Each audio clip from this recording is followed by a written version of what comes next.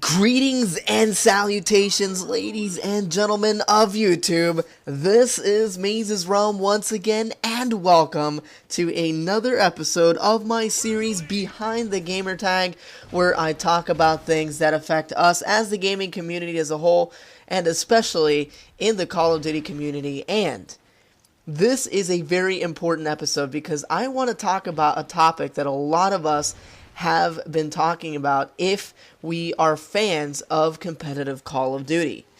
Now, I know a lot of you have been wondering, is competitive Call of Duty dead?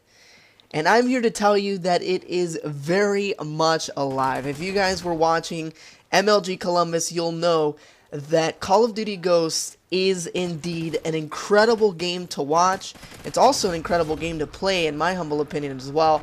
But the new game mode, Blitz, was very entertaining to watch, to say the least. I mean, you guys saw some of those matches go down to the wire. They went into overtime. And there is a lot of strategy that goes into Blitz. A lot of people think it's a skill-less game mode. But when you've got two juggernaut teams going head-to-head, and you've got to score and play defense at the same time, it's actually a lot more strategic than capture the flag, because of the fact that you can score faster than you can in capture the flag, which makes defense that much harder, and it also makes offensive pushes that much harder as well. So it's just a very different type of game mode that we didn't really understand as a community. I thought that it was a really good game mode and I really enjoyed it, but honestly, it is just a joy to watch as well. It's not only fun to play, but it's great to actually watch as well. And that's something that we really didn't give credit to Infinity Ward for that. They wanted to keep things fresh. They wanted to give Call of Duty esports a different twist, so we didn't have to watch the same game modes that that we've been watching since Black Ops 2. You don't want another year of the same thing, and that's exactly what Infinity Ward was going after, and I don't think they got enough credit. Now, another thing that I really credit them for as well, in my opinion, is the fact that they did an incredible job with the broadcaster.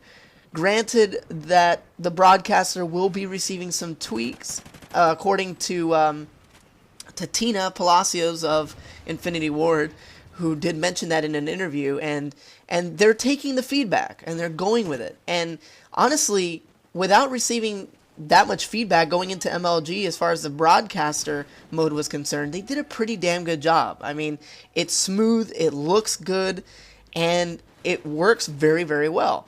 And there were some complaints about the kill feed, and then the production crew there at MLG, I should say, did a great job of adding that in, so they deserve a lot of credit as well. But they're working hand in hand with Infinity Ward to make Call of Duty Ghosts competitive just take off and do very well. So that's something that's very important to keep in mind. Also, I did want to mention that the domination, or the return of domination, I should say, was well received by a lot of people, including myself.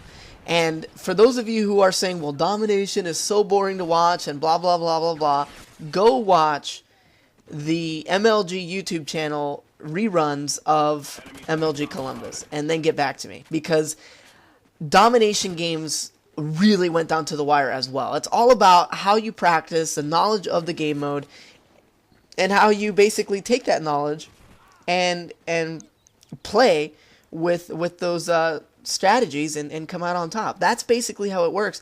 And for those of you guys who got into the competitive scene in Black Ops 2, for us veterans that have been watching competitive Call of Duty for years, like myself, we're kind of excited to see domination back again, because it's a game mode that was a staple of competitive Call of Duty before Hardpoint. So for those people that are just jumping on the bandwagon for Call of Duty esports, just take a look back at the history of esports before you make your opinions, and then if you still have the same opinion, then I'll be more than happy to interact with you guys and find out why it is that you think that way.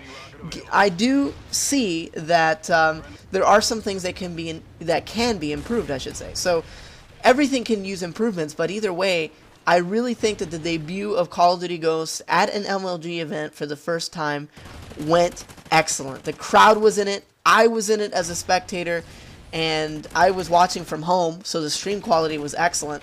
And for people that were actually at the event, I had some friends, close friends, both that work for Infinity Ward and also just friends in general that went to the event, and they really had a good time and enjoyed watching it as well. Also, a lot of the teams that were there really enjoyed playing it. So overall, it was a very pleasant experience, and the credit really goes to MLG, the production crew at MLG, and also Infinity Ward. They deserve all the credit for the event, and I really hope that you guys can back them up and give them feedback so they can improve. But that pretty much wraps up this episode, and until next time, this has been MazezRealm. I am out.